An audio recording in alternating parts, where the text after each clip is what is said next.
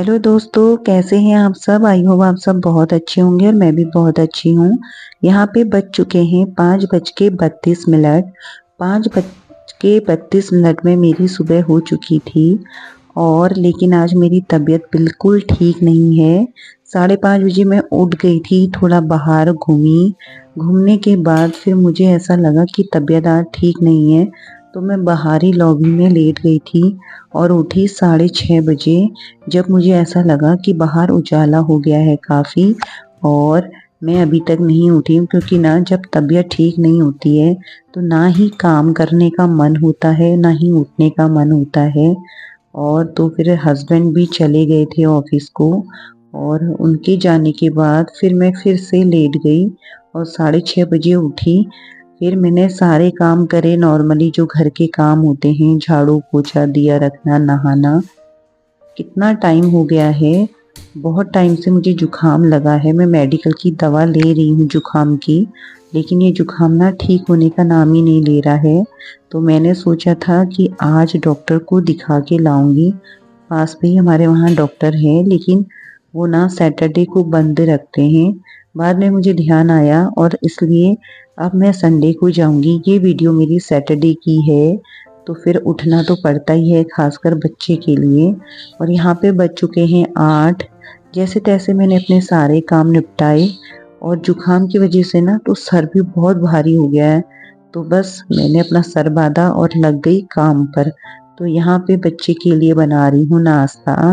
रात की सब्जी बची थी जिसमें आलू बहुत थे, क्योंकि आलू बीन्स की बनाई थी, मतलब रात को तो बीन्स कम थे, आलू ज़्यादा थे। तो मैंने उसी आलू को स्टफ़ी की तरह बना दिया, मतलब तैयार कर दिया स्टफ़ी उसकी। उसे मैश कर लिए और उसके पराठे बना लिए। अक्सर जब भी मेरे बच्चे की छुट्टी होती है मैं ऐसे ही करती हूँ, जो भी रात की सब्जी होती है उसे मैश करके स्टफ़ी जैसी बना लेती हूँ और उसके अंदर पराठे के अंदर भर के उसे देती हूँ, तो बहुत पसंद करता है। तो यहाँ पे मैंने पराठे बनाए, सिर्फ 2 ही पराठे बनाऊंगी, जितना बेटा खाएगा फिर उसके बाद थोड़ा जो भी बचेगा वो मैं खा लूंगी, क्योंकि बच्चे की वजह से ही बनाना पड़ता है। मेरा तो बिल्कुल मन नहीं है आज, ना खाने का ना काम करने का, फिर भी कर ही रही हूँ। और बच्चे को भी भूख लगी है और मेरे काम वैसे तो बहुत हैं, आज कपड़े धोने भी हैं।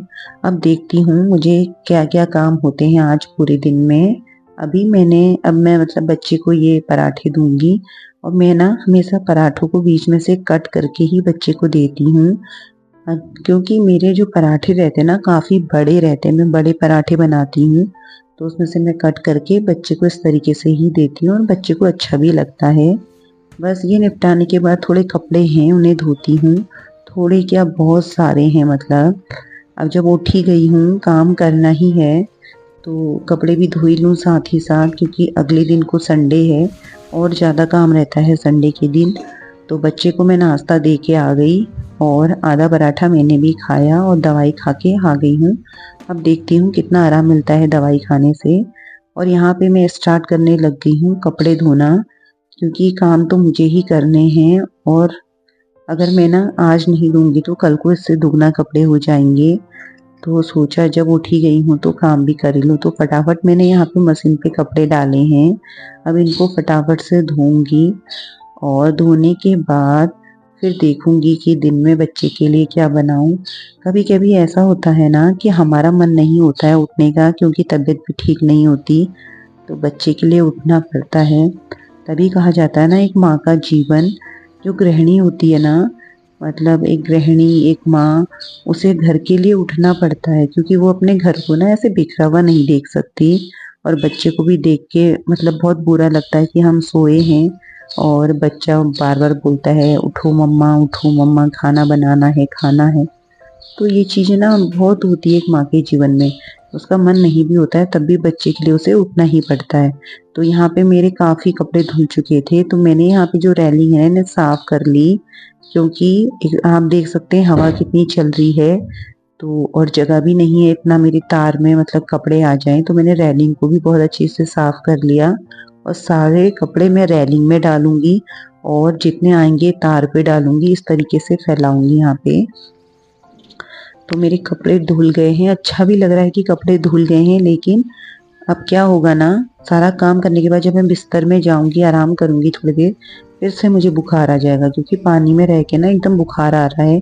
पर क्या करूं, मुझे काम तो करना ही है। तो यहाँ पे फिर मैं थोड़ी देर बैठ गई थी, तो बच्चा दे रहा था फूलों को पानी, और आप देख सकते हैं मेरे फूल, आधी खुशी है और आधी एनर्जी ना मुझे अपने फूलों को देख के भी आती है। तो यहाँ पे मुझे लग रहा था इन्हें पानी की ज़रूरत है, तो थोड़ा बच्चे ने डाल दिया था पानी। फिर इतना भी नहीं कर पाएगा ना, बच्चा तो छोटा है। तो फिर यहाँ पे मैं पानी लेके आई और मैंने यहाँ पे सारे फ्लावर में फिर से पानी डाला। और ये देख सकते हैं आप, पुदीना है मेरा, कितना अच्छा हुआ है। इसे काटूंगी। एक बार की आपको मैंने वीडियो में दिखाया था, मैंने चटनी बना ली काट के, क्योंकि ना पुदीना ऐसी चीज़ है ना, आप जितना काटोगे उतना बढ़िया हो जाएगा, पुदीना धनिया वगैरह।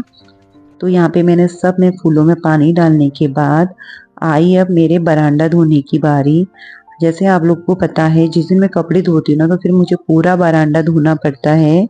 तो यहाँ पे मैं अच्छी तरीके से बरांडे को भी धो ही लूँगी हाथ लगे, क्योंकि जब पानी वगैरह डालते तो थोड़ी मिट्टी भी हुई जाती है, और काम तो करना ही है।